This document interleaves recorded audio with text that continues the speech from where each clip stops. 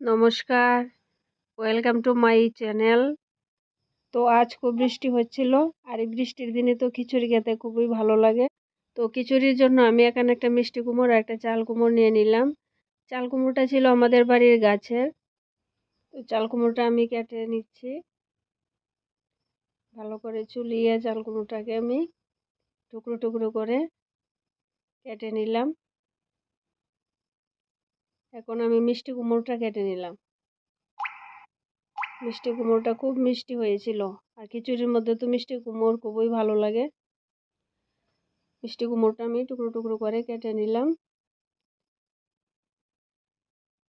তারপর একটা আলু নিয়েছিলাম, আলুটা ভালো করে চুলিয়ে টুকরো টুকরো করে কেটে নিলাম।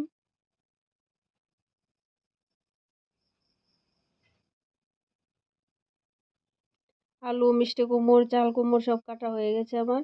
এখন আমি কিছু মসুর ডাল, কিছু ছোলার ডাল আর চাল নিয়ে নিলাম। এগুলোকে ভালো করে ধুয়ে পরিষ্কার করে প্রেসার কুকারে নিয়ে দিলাম, আর তার সাথে সবজি আর জল, তার সাথে একটু লবণ দিয়েছিলাম পরিমাণ মতো। সিটি দিয়ে তার মধ্যে আমি এখানে হলুদ অ্যাড করে, তারপর কিছুক্ষণ জাল করে আমি একটা মশলা তৈরি করে নিয়েছিলাম। জিরে, ধনে, মরিচ আর আদা বাটা, কাঁচামরিচ বাটা সব মিক্সড করে দিয়ে কিছুক্ষণ জাল করে নিয়ে তারপর আমি এখানে তেল গরম করে তেলের মধ্যে শুকনো মরিচ, পাঁচফোড়ন দিয়ে সম্বার দিয়ে দিলাম।